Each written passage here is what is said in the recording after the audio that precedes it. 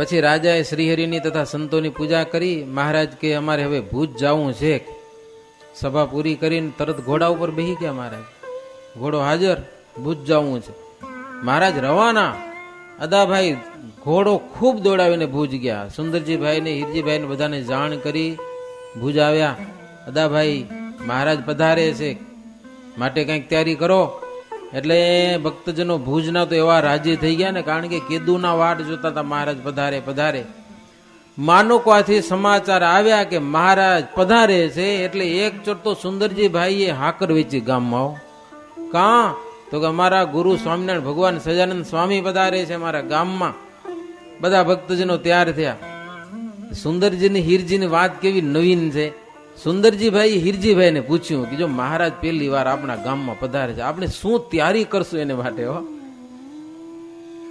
હીરજીભાઈ કે મહારાજ તો ત્યાગી છે, એને ધામધૂમ કાંઈ ગમતી નથી. ગયો હીરજીભાઈ નો થોડોક સંકુચિત સ્વભાવ કે મહારાજને કાંઈ ધામધૂમ ગમતી નથી, અને મહારાજ રાજી થાય એમ કરવું, બહુ ધામધૂમ મહારાજને ન ગમે એ પ્રમાણે કરવું. પછી તમારા બધાની જેવી ઈચ્છા હોય તેમ લ્યો. હીરજીભાઈ કે તબ બોલે સુંદરજી તે હા, શ્રી હરિ હૈ અતિ ત્યાગી એ હા, અપનો હિત કરને કાજા, શ્રી હરિ ફિરત હોય કે રાજા. સુંદરજીભાઈ કે વાત તમારી સાચી, મહારાજ તો ત્યાગી જ છે, પણ આપના હિતને માટે રાજા ધીરાજ થઈને ફરે છે. ઈ આપણા ગામમાં આવે ને આપણે કાંઈ ન કરીએ, ઈ કેમ ચાલે? પછી અદાભાઈ ની સાથે નીકળ્યા. એક તો પાછો સમાચાર મોકલી દીધો, ગણપતરામના જે બગીચો છે ત્યાં તમે ઉભા રહેજો, સીધે સીધા ગામમાં આવતા નહીં. ગયો મહારાજને હવે શું તૈયારી કરશો એના વિચારમાં હતા સુંદરજીભાઈ ને હીરજીભાઈ ને ગંગારામ મલ. ત્યાં ફતેહ મામદ મળ્યો સામે, જતા હતા ને મહારાજની સામે. ફતેહ મામદ કે આટલા બધા ઉત્સાહી ને આનંદિત છો, આજે શું છે? કઈ નવીન છે કાંઈ? તો આજે તો બહુ નવીન છે. શું? તો કે અમારો ગુરુ સહજાનંદ સ્વામી સ્વામિનારાયણ ભગવાન આવે છે. ફતેહ મામદ કે તો રાજાને ભાવ છે, એને કીધું નહીં સવારી તૈયાર કરે. અને ફતેહ મામદ દોડતો દોડતો ત્યાં ગયો. રાજાને કીધું રામાનંદ સ્વામીની ગાદી ઉપર જે બેઠા છે ને એ આજે ભુજમાં પધારે છે. રાજાએ તરત કારભારીને બોલાવીને બધી તૈયારી કરાવી. હો, લશ્કર તૈયાર કરો, સૈન્ય તૈયાર કરો, આપની સવારી શણગારો. ખુદ રાજા પોતે વાજતે ગાજતે મહારાજની સામે નીકળ્યા છે. મહારાજ માનુકવાથી આવ્યા છે. હીરજીભાઈ તો પણ હો, બધા ભક્તોને કે તમે હારા દેખાવો એને માટે તમને જે કરવું કરો. મહારાજને તો કઈ જરૂર નથી કે લ્યો તમે હારા દેખાવો એટલા માટે કરો. મહારાજ માનુકવાથી નીકળ્યા. રસ્તામાં એક નદી આવી. થોડીક વાર મહારાજ બેઠા. એ નદી ઓલા નાગથળો ડુંગર છે ને એની પશ્ચિમ બાજુ એક નદી છે. થોડીક વાર કીર્તન ભજન ગવરાવ્યા મહારાજ કે આ સ્થાન બહુ સુંદર છે. કીર્તન ભક્તિ કરાવી. પછી મહારાજ ગણપતરામ નાગરના બાગ આવીને ઉભા રહ્યા. પ્રભુ ત્યાં એ બગીચો ક્યાં છે ખબર નથી. હમી સરોવરની પાસે મહારાજ બગીચામાં બેઠા છે. એટલે લખોટો છે ને ઈ જ હોય. મહારાજ ત્યાં આવ્યા. બગીચાની વચ્ચે બંગલો હતો, એમાં પાટ ઉપર આવીને પ્રભુ બેઠા. કેટલાક ભક્તો ગામમાંથી આવ્યા મહારાજને સન્મુખ. બધા ભક્તજનો એક એક હાર લઈ આવ્યા હતા અને શ્રીફળ લઈ આવ્યા હતા. પ્રભુને હાર પહેરાવ્યા, પગે લાગ્યા. બાગમાંથી દાડમ, કેળા, જામફળ વગેરે પાક્યા હતા ને એ મહારાજને માટે લઈ આવ્યા. મહારાજને જમાડ્યા. કેટલાક ભક્તજનો પકવાનો લઈ આવ્યા. જમીને મહારાજ સંત પાર્ષદોને પ્રસાદી આપી. સાંજનો સમય થઈ ગયો તો મહારાજ આરતી ધૂન પણ ત્યાં કરી અને પછી બધાને જય શ્રી સ્વામિનારાયણ કહ્યા. લખ્યુંમાં જય શ્રી સ્વામિનારાયણ એમ કહીને મહારાજ પાટ ઉપર બેઠા. અને ત્યાં તો સુંદરજીભાઈ, હીરજીભાઈ, ગંગારામ મલ, રાજાની સવારી એ બધા ધામધૂમથી મહારાજને સન્મુખ આવ્યા છે. રાજા મહારાજ પાસે આવ્યા એટલે શ્રીજી મહારાજ પાટ ઉપરથી ઉતરી અને તરત રાજાને સામે મળ્યા છે. રાજા દોડીને શ્રીહરિની સામે આવ્યા છે ભુજનગરના. અને પ્રેમથી મળ્યા છે. રાજા જ્યારે શ્રીજી મહારાજને પગે લાગ્યા ત્યારે તોપના 5 ધડાકા કરાવ્યા. એના માણસો એક તોપને પણ ભેડી લઈ ગયા હતા મહારાજને સ્વાગતમાં. 5 ધડાકા તોપના કર્યા. રાજા મહારાજને પગે લાગ્યા ઈ બરાબર અવસરમાં. પછી રાજા શ્રીહરિનો હાથ ઝાલી પાટ ઉપર બેસાડી અને મહારાજની પૂજા કરી, હાર પહેરાવ્યા અને કીધું કે મારા ઉપર બહુ કૃપા કરી તમે, આજે ભુજનગર પધાર્યા, બહુ આનંદ થયો. ગણપતરામ, હરિરામ, સુતાર હીરજી, સુંદરજી, રણછોડ, નરસિંહ, ગંગારામ મલ, શિવરામ ભગત, કાયસ્થ નથુ મહેતા, હરજીવન ઠક્કર, ઉકાભાઈ, અલૈયાભાઈ, વલમજી, કોઠારી ભગવાનજી, કેટલાના નામ લખ્યા હો, આટલા બધા 25 જેટલા નામ લખ્યા મોટા મોટા ભક્તોના. ઘણા બધા ભક્તો સન્મુખ આવ્યા, પ્રભુને પગે લાગ્યા. રાજાએ પ્રભુની વિનંતી કરી, પ્રભુ ગામમાં પધારો, હાથી ઉપર બિરાજમાન થાઓ. મહારાજને હાથી ઉપર બેસાડ્યા. રાજા પોતે ચામર કરવા લાગ્યા અને એ ધામધૂમ થયો. દારૂખાનું ફોડતા ફોડતા ભુજનગર શહેરમાં પ્રવેશ કરેલો છે. ખૂબ ફટાકડા ફોડ્યા છે દારૂખાનું. પ્રભુ હીરજીભાઈના મકાનમાં ઉતારો કર્યો. મકાન ઉતારો હીરજીભાઈના ઘરે કર્યો મહારાજ. ત્યાં આવી પલંગ ઉપર બેઠા. મહારાજ રાજાને પોતાનો હાર પહેરાવ્યો અને રાજાએ કીધું કે મને આપના પ્રત્યે બહુ ભાવ છે, તમે કયો તો જમીન આપું, કયો એટલી. તમે કચ્છમાં રહ્યો અને સત્સંગનો પ્રચાર કરો, તમારો ધર્મ મને બહુ પ્રિય છે. કયો ધર્મ ઘણા છે, ભુજમાં અનેક જાતના ધર્મ છે, પણ રાજા કે પ્રભુ તમારો ધર્મ મને બહુ ગમે છે. તમારી અને સંતોની રીત પણ સર્વ થકી ન્યારી છે. એમ કહી અને રાજા પોતાના દરબારમાં ગયા. શ્રીહરિ ફતેહ મહંમદને પાન બેડું આપ્યું. એક મહારાજ પાસે હશે. ફતેહ મહંમદ ખુશ થઈ ગયો. મહારાજને હાથે પાન બેડું લઈને મહારાજને કે તમે બહુ મોટા છો, ધર્મમાં તમે પૂરા કાબેલ છો. કે લ્યો શું છો? કાબેલ છો એટલે મક્કમ છો. તમારા નિયમ બહુ સારા છે, તમે શ્રેષ્ઠ ધર્મ ચલાવ્યો છે, તમારું બહુ મોટું સામર્થ્ય છે. યવન જાતિના અમે મુસલમાન હિન્દુ ધર્મને બહુ માનીએ નહીં. કે સમજા ના? શું કામ ન માનીએ? હિન્દુનું કઈ ઠેકાણું નથી કે મુસલમાન કે મહારાજને. હિન્દુ કી જાતિ કહાવત જેતી, બેઈમાન હમ જાનત તેતી. બેઈમાન છે, એક ઈમાન નથી હિન્દુની જાતિ. અનેક જા અનેક બાતી કો હિત લેતે હા, જેહી જેહી દોરે બાંધત હા. જ્યાં ને ત્યાં દોરા ધાગા કરે હિન્દુ. એ કરતા હશે, નહીં કરતા એવું નહીં હોય. ભૂત પ્રેત ભવાની તાકો, આરાધન કરત હેવા કો. હિન્દુ કેટલાક ભૂત પ્રેત ને ભજે છે. કે એક સાહેબ નો એને પૂરો વિશ્વાસ નથી, કે એટલા માટે અમને થોડોક ઓછો. પણ મહારાજ તમારો ધર્મ છે ને એ બરાબર છે. કે હો અમને તમારા પ્રત્યે લગ્ન એટલા માટે લાગણી થાય છે કે તમે એક સાહેબમાં વિશ્વાસ રાખી સુખ કે દુઃખ બધું એમાં જ તમે માનો છો. એટલે તમને અમે ઈમાન સમજીએ છીએ. તમારા સત્સંગમાં એક ઈમાન છે, તેથી અમે તમારા સત્સંગને પ્રમાણ ગણીએ છીએ. પ્રમાણ હાવ ખોટી વાતો નહીં હોય. હિન્દુની માનતાઓ કેટલી, હિન્દુની વાત જવા દો, આપણા સત્સંગમાં કેટલાક દોરા ધાગા કરે રહ્યો નીકળતા હોય એમ માનો તમે, જ્યાં ને ત્યાં પહોંચી જાય. આવા ભગવાન પુરુષોત્તમ નારાયણ મળ્યા છે, છતાંય જ્યાં ને ત્યાં માનતાઓ કરવી, જ્યાં ને ત્યાં પહોંચી જવું, દોરા ધાગા કરવા, દોરા બાંધવા. ફતેહ મહંમદ મહારાજને કે એટલા માટે અમને આ ધર્મ પ્રત્યે ઓછું માન છે. એક ઈશ્વરની આરાધના, બીજું કાંઈ નહીં.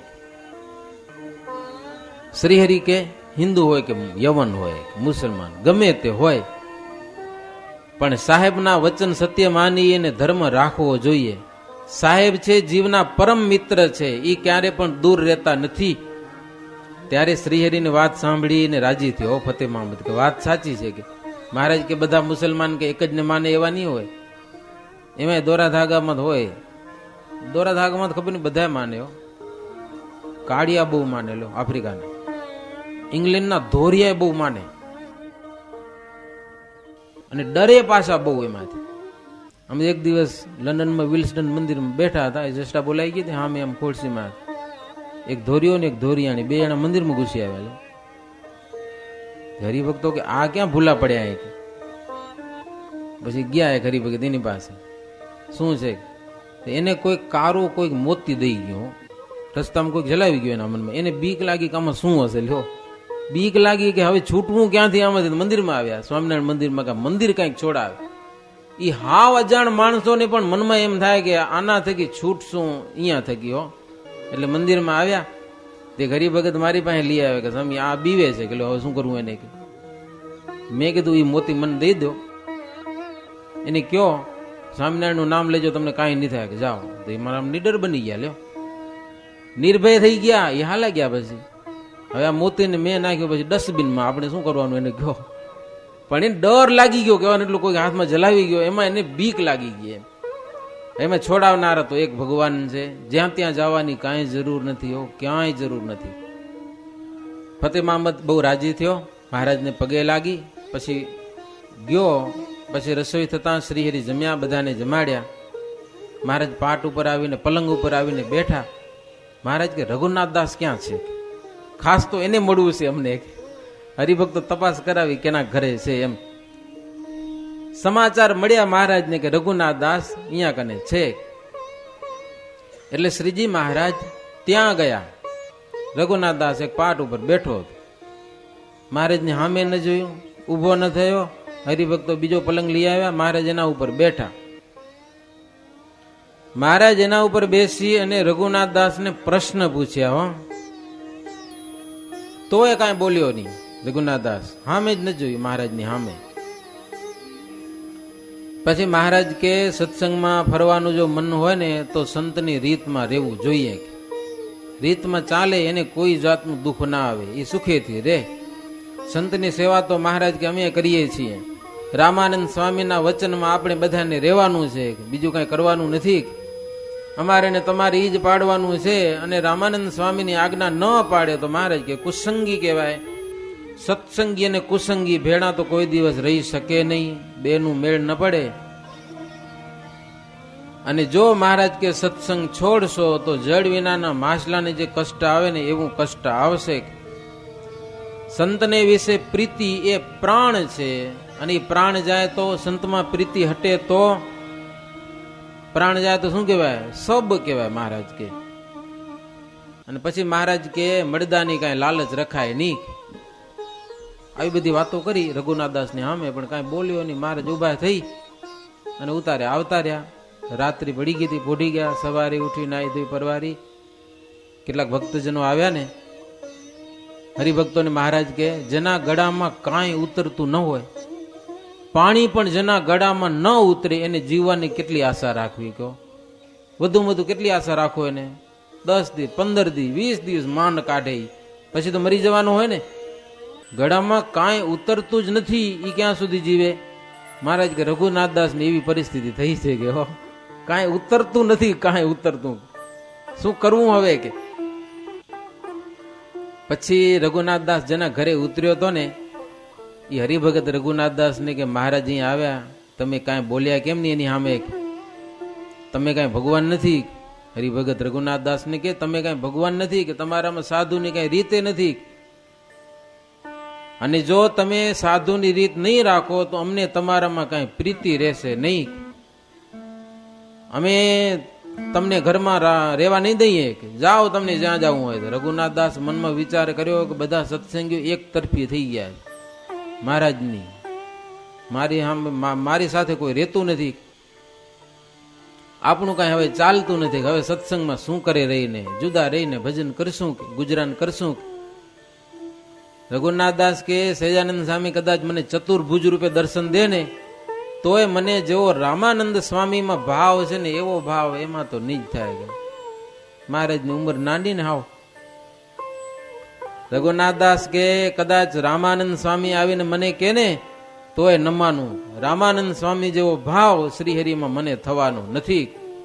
એમ કહીને સુઈ ગયો. ત્યાં હાચે રામાનંદ સ્વામી દર્શન દીધા. રામાનંદ સ્વામી દેખાણા રઘુનાથ દાસને. તને મારો વિશ્વાસ નથી? મારું નહીં માને તો જમપુરીમાં જાય. જમપુરીમાં રઘુનાથ દાસને રામાનંદ સ્વામી વઢ્યા સ્વપ્નમાં આવીને. મેં કેટલી વખત કીધું એ મહારાજને સર્વેશ્વર માની લ્યો, છતાં નથી મનાતા. જમપુરીમાં જવું પડશે. રઘુનાથ દાસ કે એક વાર ની કરોડ વાર જમપુરીમાં જાઉં, પણ તમને મૂકીને જેને તેને તો નહીં જ ભજવું કે લ્યો.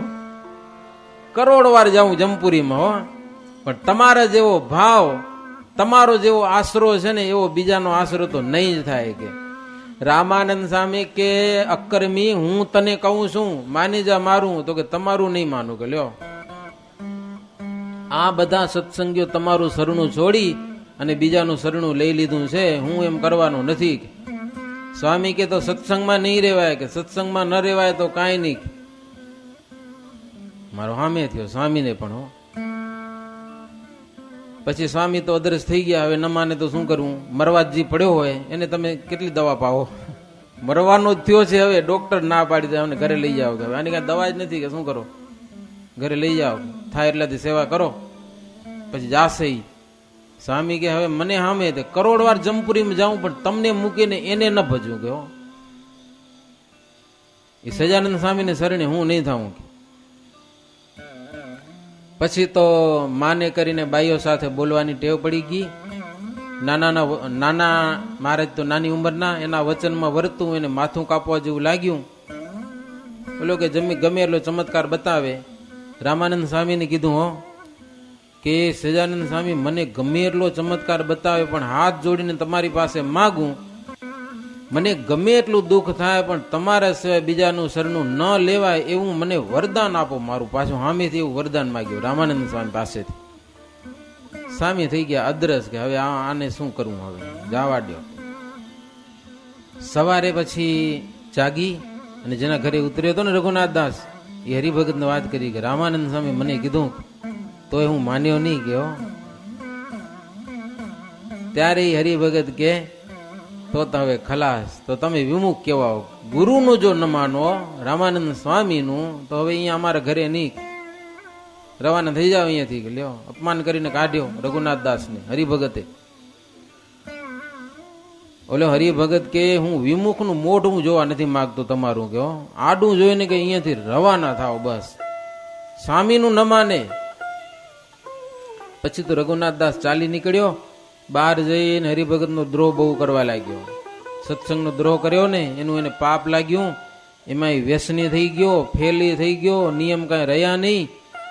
રામાનંદ સ્વામી હતા ત્યાં સુધી કાંઈક વિષય એના દબાયેલા પડ્યા હતા, પણ હવે બધા નીકળ્યા. વિષયો બધા એના અંતરમાં એવા ભરાણા કે રઘુનાથ દાસને બેફામ કરી નાખ્યો, હેરાન કરી નાખ્યો, દુઃખી કરી નાખ્યો. શ્રીજી મહારાજ આ બાજુ સવારે હમીર સરોવરમાં નાવા પધાર્યા છે. ગામના બધા હરિભક્તો આવ્યા, નાયા ધોયા, પૂજા પાઠ થઈ. નાઈને શ્રીજી મહારાજ ઘોડે બેસીને જગજીવન નાગરે બનાવેલું શિવાલય ઈ જોવા માટે ગયા મહારાજ. તેના ભાઈ કુબેરજીને મહારાજના ભાવના સારી હતી. મહારાજની પ્રાર્થના કરી એને. પ્રભુ ગામમાં પધાર્યા, પલંગ ઉપર બિરાજ્યા, ભક્તોએ મહારાજની પૂજા કરી. પછી મહારાજ બધા ભક્તોને બેસાડીને કીધું કે અમે ગઈકાલે રઘુનાથ દાસને મળવા ગયા હતા, પણ બિચારો બહુ દુઃખી થઈ ગયો છે. મહારાજ કે મહારાજ કે આ સત્સંગમાં કોઈને દુઃખ થાય એ અમને ગમતું નથી. રઘુનાથ દાસને અમે મળવા ગયા, પણ એ અમને મળ્યા નહીં, અમારી સાથે કઈ બોલ્યા નહીં. કે શું કરવું? એને બહુ દુઃખ થયું. મહારાજ કે બોલાવી લાવો તો અમારી ગાદી એને આપી દે. લો મહારાજ કહો, કોઈકને દુઃખ થતું હોય એવું અમારે કરવું નથી. અમને કઈ ગાદીનો મોહ નથી. મહારાજ કહો, આ તો રામાનંદ સ્વામી જોરે બેહાર્યા છે એટલે કરવું પડે છે. હવે જો ઈ આ ગાદી ઉપર બેને રાજી થતો હોય, તમે બધા માનતા હો તો બોલાય આવો એને, બેહારી દે ગાદી ઉપર. મહારાજ કે પાતાળથી સત્યલોક સુધી, પ્રકૃતિ પુરુષ સુધીના સુખમાં અમે તો જમપુરીથી વધારે દુઃખ માનીએ છીએ. ભગવાનની સ્મૃતિ ભૂલાવે બધા દુઃખ જ છે. ભગવાનની વિસ્મૃતિ કરાવે એવા વૈકુંઠના સુખ હોય તો એ શું કામ નાખે? બીજા લોકો અમને માને કે ન માને, ભગવાનમાં અખંડ ચિત્ત રહે એ અમારો મોટો મોટો અધિકાર, મોટા મોટી ગાદી અમારી એ છે. બાકી આ સત્સંગની ગાદી અમને કાંઈ જોઈતી નથી કે ભગવાનનું ભજન થાય, ભગવાનમાં ચિત્રે, એ મોટામાં મોટો અધિકાર છે. એવો અધિકાર બીજો કોણ દેવાના છે? એવું મહારાજ કે અમે માન્યું છે. શ્રી હરિના દાસાનો દાસ થઈ ધર્મ જ્ઞાન વૈરાગ્ય અને ભક્તિનું તાન રાખી બીજાને તેનો રંગ લગાડી દેવો, એમાં જ અમને સુખ છે. બીજો સામે આવે ને એને સત્સંગનો રંગ ચડાવવો, એવું અમારું તાન છે. હરિભક્તો કીધું કે મહારાજ, આ જીવ આપણી મોટપનો પાર લઈ શકે તેમ નથી. આપ તો આકાશ જેવા નિર્બંધ છો. રઘુનાથ દાસ તમારો દ્રોહ કર્યો, હવે જીવ વિનાનો થઈ ગયો છે, હવે મળદું થઈ ગયું છે. મહારાજને કહો, હરિભક્તો કે તમારો દ્રોહ કર્યો એટલે ખલાસ થઈ ગયો. તમને ભજવામાં બધી મોટપ છે. તો શ્રીજી મહારાજ કે રઘુનાથ દાસ સત્સંગમાં અભાવ રૂપી ત્રિદોષ થયો રઘુનાથ દાસને, એટલે હવે સબ જેવો થઈ ગયો છે. તો મહારાજ કે મળદાને સત્સંગમાં રખાય નહીં, કે કાં તો શમશાનમાં મૂકી આવવું પડે અને કાં તો ક્યાંક જંગલમાં નાખી આવવું પડે. મળદું તી શું કરીશું? હરિભક્તો બહુ રાજી થયા. મહારાજ એને વિમુખ કરો, બીજી વાત નહીં કયો. સત્સંગમાં જોઈએ નહીં.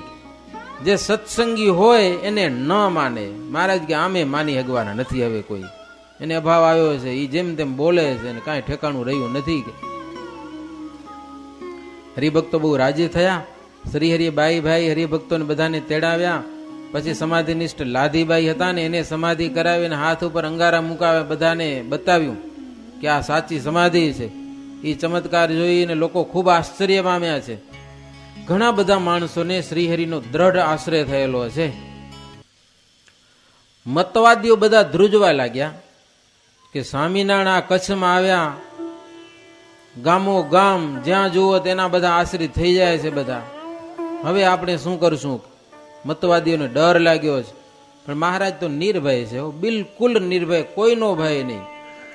ભુજમાં શ્રીજી મહારાજ જન્માષ્ટમીનો મોટો સમયો કર્યો. જલઝીરણીનો, દશેરા, માણેકઠારી, દિવાળી, અન્નકૂટ, દેવ દિવાળી, મોટા મોટા ઉત્સવો ભુજમાં અને કચ્છમાં મહારાજ કરેલા છે. 4 મહિના સુધી તો પ્રભુ કચ્છમાં રહ્યા. દમડકામાં વસંત પંચમીનો સમય કર્યો રાયધણજીભાઈને ત્યાં. મુક્તાનંદ સ્વામી કે ઉત્તમ રાજા, મહારાજને કચ્છ દેશ બહુ પ્યારો. કચ્છમાં શ્રીહરિ ઘણી વાર વધારતા. ક્યારેક 2 મહિના, 3 મહિના, 4, 6 મહિના પ્રભુ કચ્છમાં રહેતા. ભુજમાં રાજાના કારભારીઓ સત્સંગી, સુંદરજી, હીરજી અને ગંગારામ, મોટા મોટા બધા, એટલે કોઈ તકલીફ નહીં. બીજા બધા મતવાદીઓ ધુઆ ભુઆ કરે, પણ હાલે શું એનું? ઊંચા નીચા થાય, બાકી તો કઈ કરી શકે નહીં. કચ્છ દેશમાંથી શ્રીહરિ વાગડ દેશમાં આવ્યા. ત્યાંથી વાઢિયાર થઈ ગુજરાતમાં આવ્યા. વિશલનગરમાં ફૂલડોળનો ઉત્સવ કર્યો. વડનગર થઈને વેલાલ પધાર્યા પ્રભુ, જેતલપુર, ડભાણ, પછી નડિયાદ પધાર્યા. મોહનરામને ઘેર પ્રભુ થાળ જમ્યા. ગામના જેટલા હરિભક્તો હતા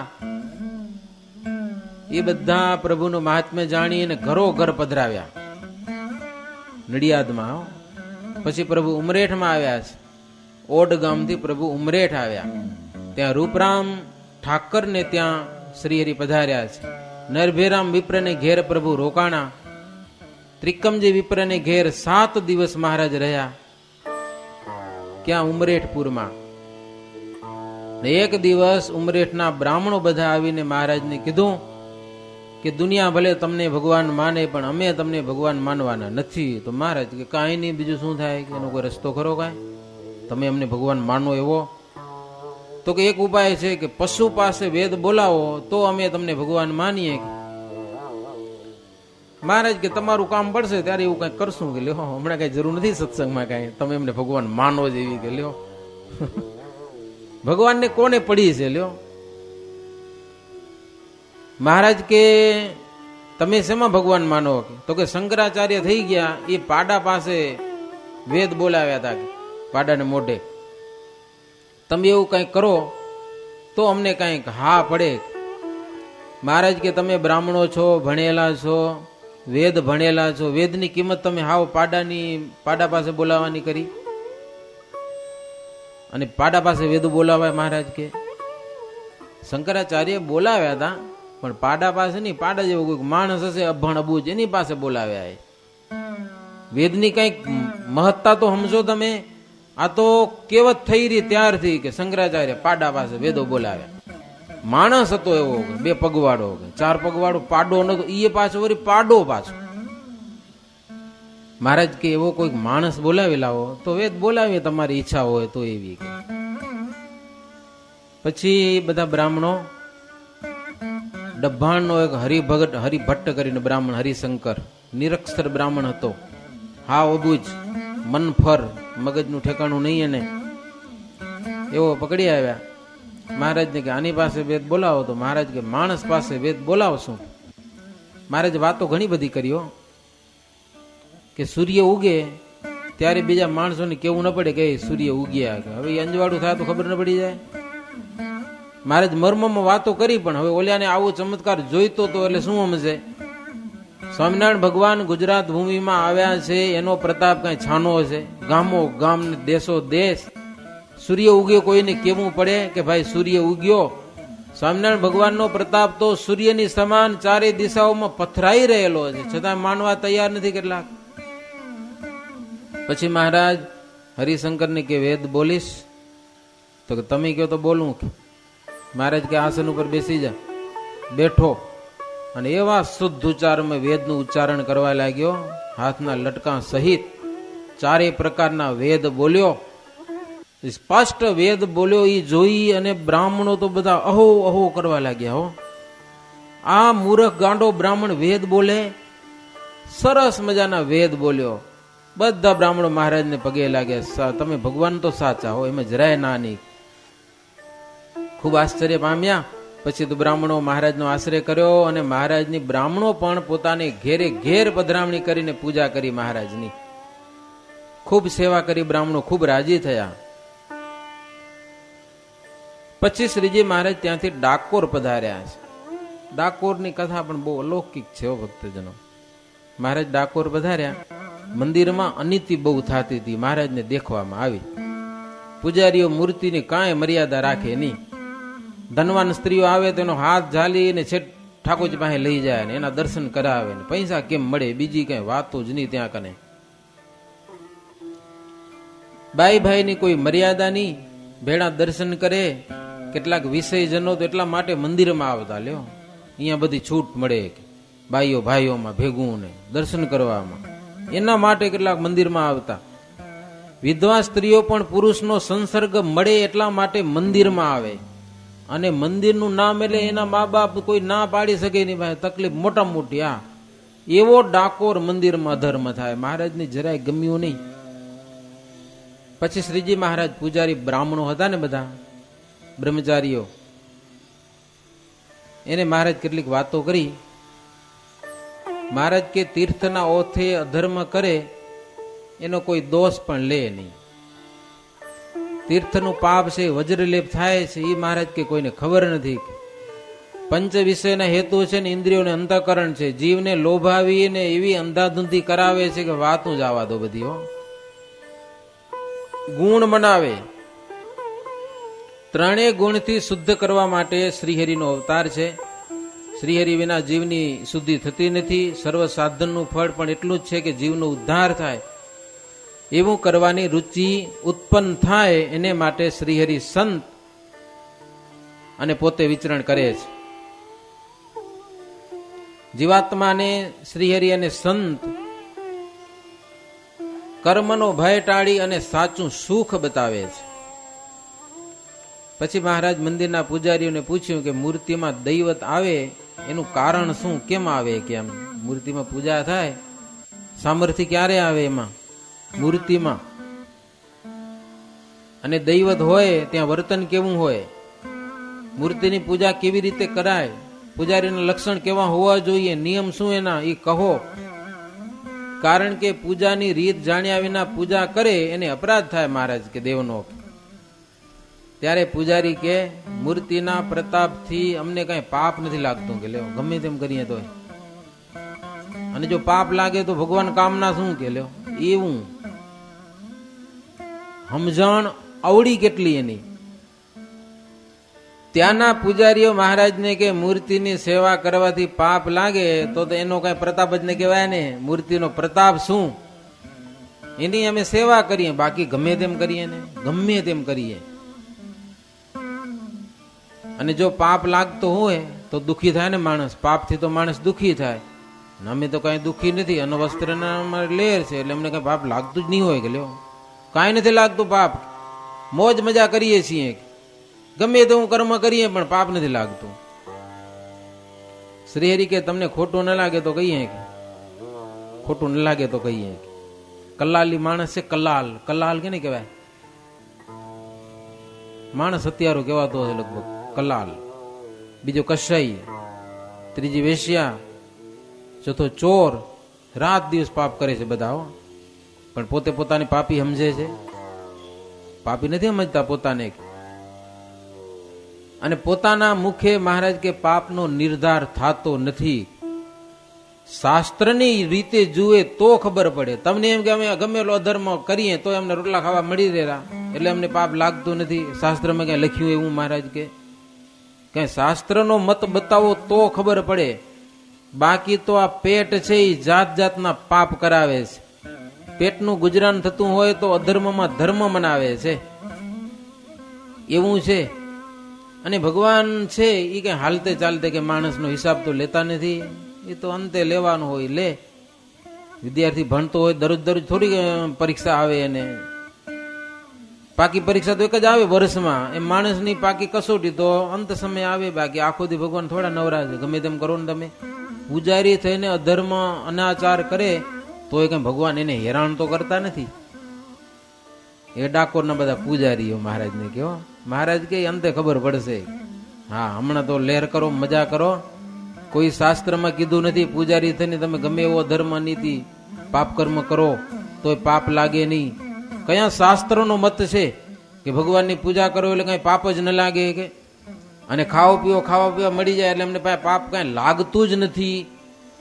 આવું ક્યાંનો સિદ્ધાંત લઈ આવ્યા છો? ગીતામાં લખ્યું છે, ભાગવતમાં લખ્યું છે, રામાયણમાં લખ્યું છે મહારાજ કે? ક્યાં લખ્યું છે? આ તો બધી તમારા ગાલ પુરાણની વાતો છે મહારાજ કે. ઘણી બધી વાતો કરી હો. મહારાજનો નિયમ છે અધર્મ થતો હોય તેને બતાવી દેવો.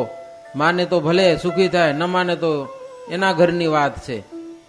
મહારાજ બધી વાતો કરી પછી ત્યાં કને સમજનારા સમજી ગયા, પણ શ્રીજી મહારાજ ત્યાંથી ચાલતા થયેલા છે. ફરી પ્રભુ ઉમરેઠ પધાર્યા. ત્યાંથી મહારાજ વડતાલ પધાર્યા છે. જોબનબગી, નારણગર ગોસ્વામી, વનમાળી બ્રાહ્મણ બધા ભક્તજનો સામે આવ્યા છે. મહારાજને ભાવ અને પ્રેમથી પગે લાગ્યા છે. નહીં વાજતે ગાજતે શ્રીજી મહારાજને વડતાલપુરમાં પધરાવ્યા છે. બાકીની કથા આપે સાંજે સાંભળીશું.